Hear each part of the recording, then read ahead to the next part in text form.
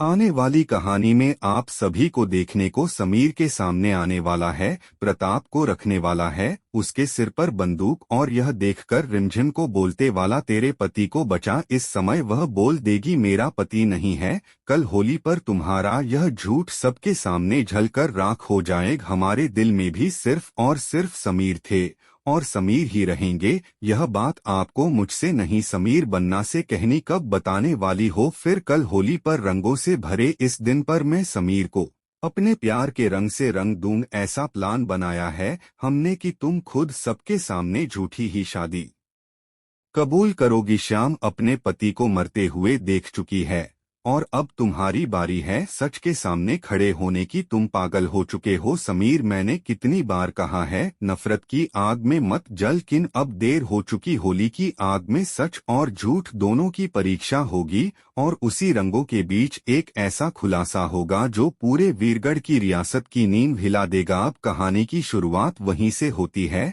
जहां भरोसे और शक के बीच एक दीवार खड़ी हो चुकी थी। रिमझिमम के मन में समीर को लेकर उलझन थी। वह समझ नहीं पा रही थी कि जो इंसान कभी उससे नफरत करता था वही अचानक उसकी इतनी परवाह क्यों करने लगा। दूसरी तरफ समीर अपने दिल में बदले की आग लिए एक ऐसा खेल खेल रहा था जिसमें दांव पर सिर्फ रिमझिम का दिल नहीं बल्कि पूरे परिवार की इज्जत लगी थी। महल के उस बंद कमरे का राज अभी भी सबके दिलों में सवाल बनकर घूम रहा था। रिमझिम ने साफ सुना था कि अंदर कोई था, पर जब दरवाजा खुला तो समीर अकेले खड़े थे, चेहरे पर मास्क और बहाना की कमरे में दीमक लगी है और फाइलों पर पेस्टिसाइड डाला गया है। रिमझिम को उनकी बात पर भरोसा तो करना पड़ा, पर दिल के किसी कोने में शक जिंदा रहा। समीर ने भी महसूस किया कि अब उसे रिमझिम का भरोसा जितना ही होगा, क्योंकि आने वाले दिनों में वही भरोसा उसके प्लान की सबसे बड़ी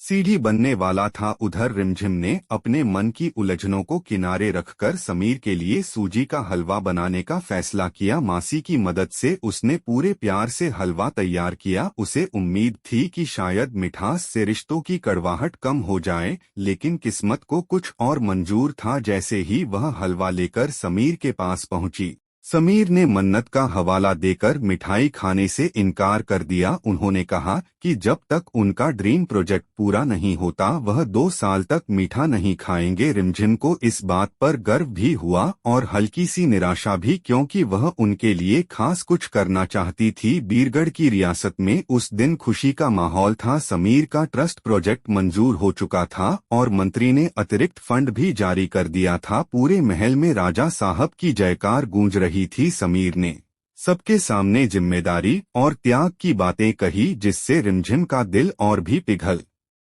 गया। उसे लगा कि शायद वह समीर को गलत समझ रही थी, लेकिन इसी खुशी के बीच खतरे की परछाई भी मंडरा रही थी। घना सिंह का डर अभी खत्म नहीं हुआ था। समीर ने तय किया कि जब तक वह पकड़ा नहीं जाता रिमझिम को वह खुद कॉलेज छोड़ने जाएंगे। रिमझिम को यह देख बेहद खुशी हुई कि समीर उसकी सुरक्षा को लेकर इतने सजग हैं। कॉलेज के बाहर अचानक अफरा-तफरी मच गई जब एक सांप नजर आया। रिमझिम डर के मारे जड़ हो गई। समीर, जिन्हें खुद सांप से बेहद डर लगता था, बिना सोचे समझे आगे बढ़े और सांप को पकड़ सजग हैं। कॉलेज के बाहर अचानक अफरा-तफरी मच गई जब एक सांप नजर आया। रिमझिम डर के मारे जड़ हो गई। समीर, जिन्हें खुद सांप से बेहद डर लगता था, बिना सोचे समझे आगे बढ़े और सांप को पकड़ लिया। इस कोशिश में वह बेहोश हो गए। पूरे परिवार में हड़कंप मच गया। काढ़ा पिलाया गया, दुआएं मांगी गई और कुछ देर बाद समीर को होश आ गया। जब समीर ने होश में आकर कहा कि वह सिर्फ रिमझिम की चिंता में अपना सबसे बड़ा डर भूल गए थे, तो रिमझिम का दिल पूरी